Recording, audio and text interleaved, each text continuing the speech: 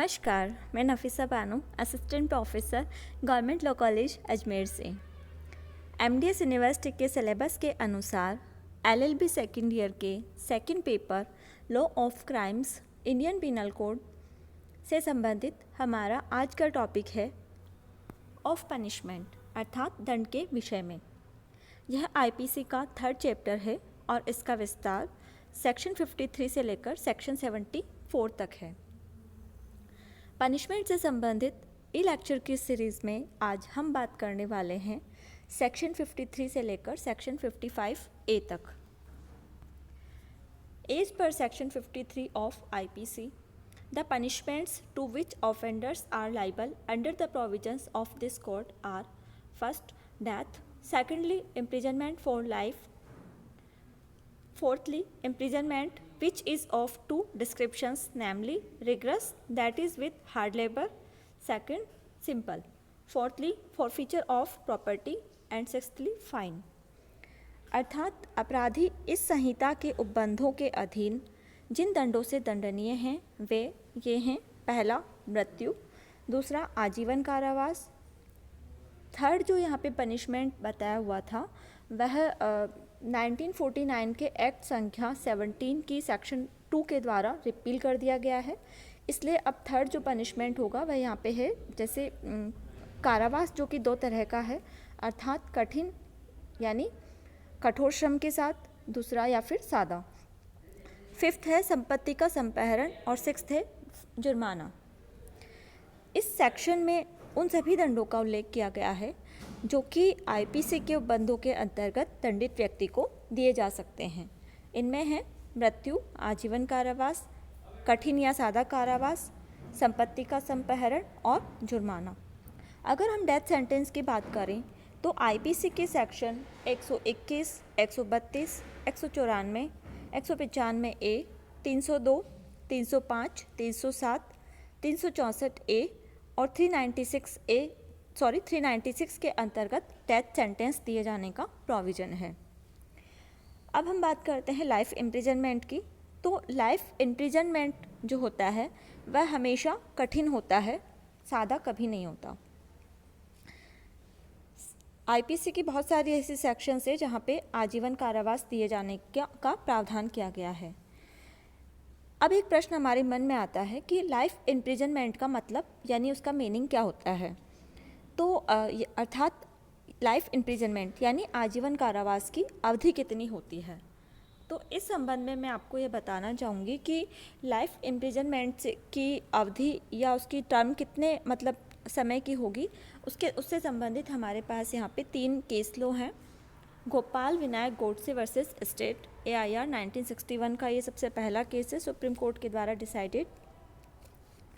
इसमें honourable supreme court ने यह स्पष्ट किया था कि आजीवन कारावास का अर्थ दोषी व्यक्ति के जीवन पर्यंत तक का कारावास है, उससे कम नहीं।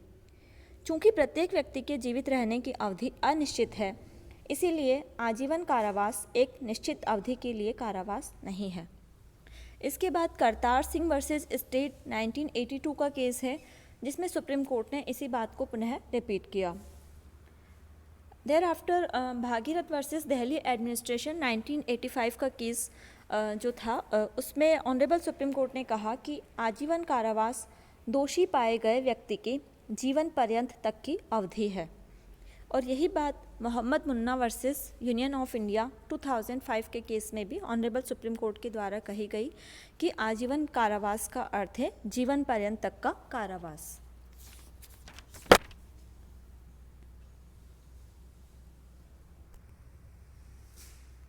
इसके बाद कारावास जो कि 2 प्रकार का यहाँ पे बताया गया है, कठिन और सादा। कठिन कारावास जो कि कठोर श्रम के साथ होता है, और यहाँ पे कठिन कारावास में जो दंडित व्यक्ति होता है वह कठोर श्रम करने के लिए बाध्य होता है, जबकि सादा कारावास में कठोर श्रम करना आवश्यक नहीं होता।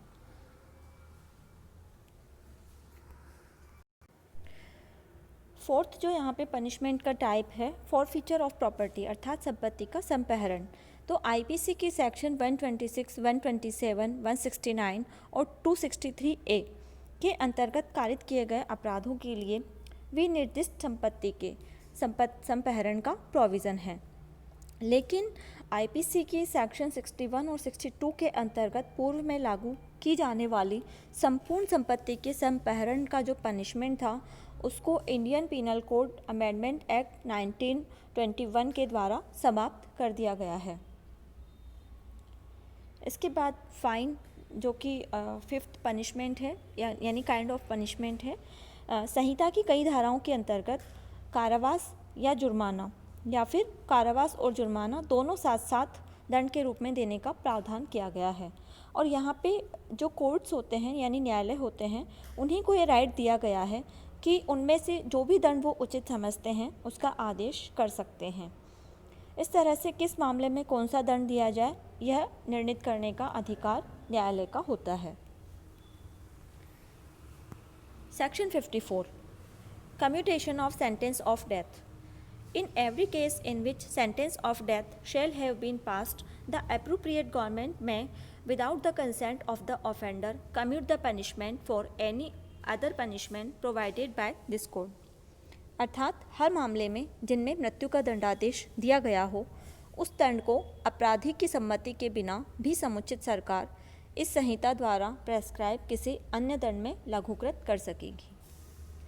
इस प्रकार ये जो सेक्शन है वह समुचित सरकार यानी एप्रोप्रिएट गवर्नमेंट को इस बात के लिए ऑथोराइज करती है कि वह हर मामले में जिसमें डेथ सेंटेंस का ऑर्डर दिया गया हो उस पनिशमेंट को इस संहिता यानी आईपीसी के द्वारा प्रेस्क्राइब किसी भी अन्य दंड में कम्यूट कर सकती है यानी उसका लघुकरण कर सकती है।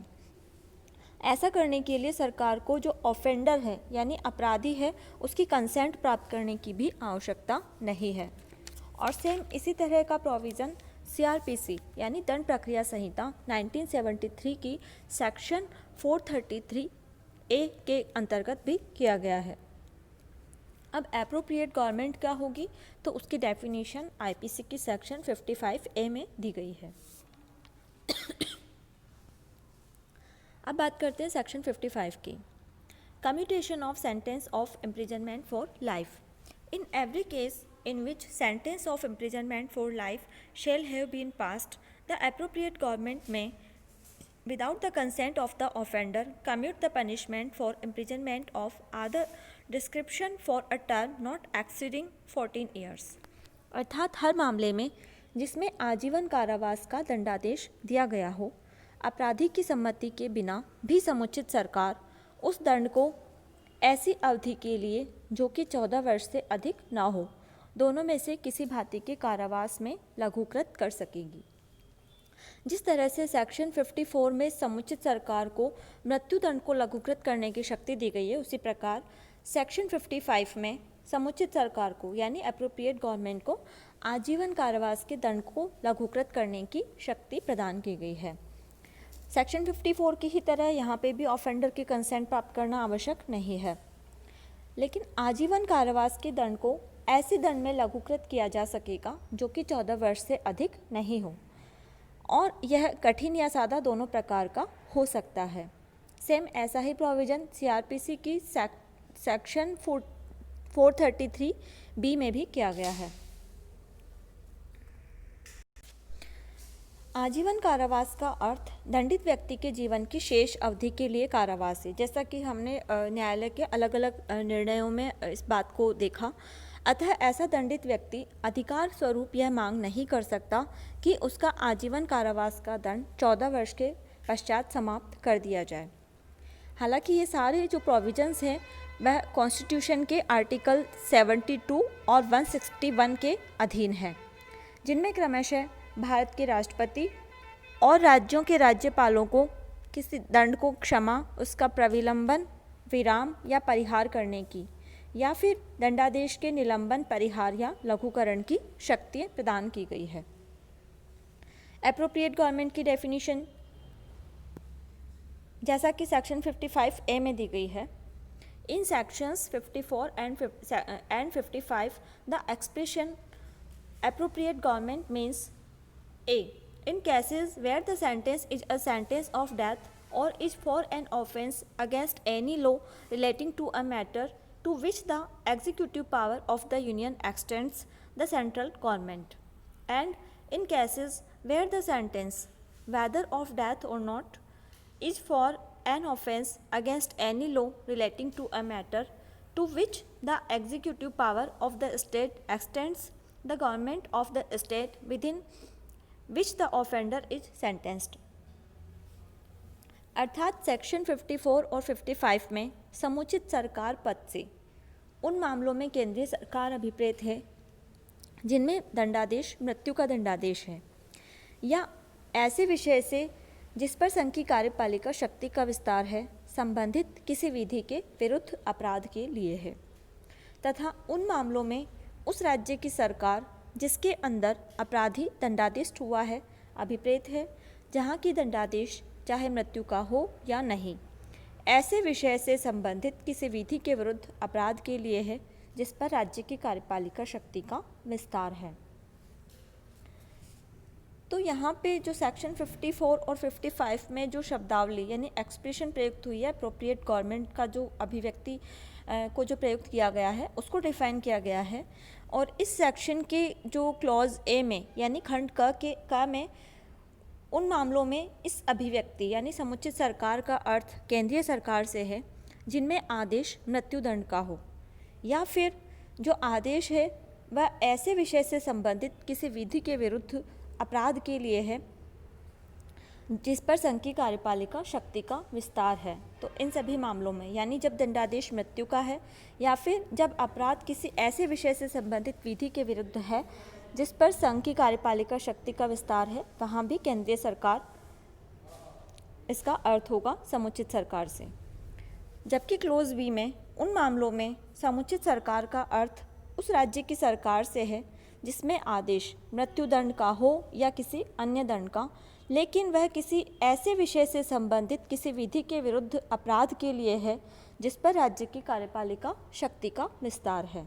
इस तरह से जैसा कि मामले की परिस्थितियां होंगी, समुचित सरकार पद का अर्थ या तो केंद्र सरकार से होगा या राज्य सरकार से होगा।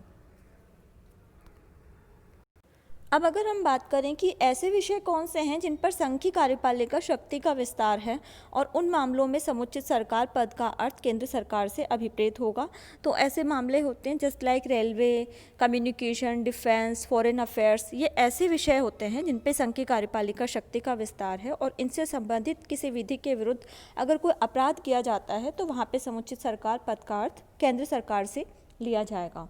यहाँ पे ये भी हमें ध्यान रखना है कि जहाँ केंद्र सरकार जहाँ पे समुचित सरकार पद का अर्थ केंद्र सरकार से है, वहाँ पे जो ये पार्डन पावर होती है या कम्यूटेशन की पावर होती है, ये सभी पावर्स राष्ट्रपति के द्वारा प्रयुक्त की जाती है, और जहाँ राज्य सरकार की बात आती है वहाँ पे ये सभी पावर्स राज्यपालों के द्वारा प्रयुक्त की जाती है, जैसा कि कॉन्स्टिट्यूशन के आर्टिकल 72 और 161 में मैंशनड है।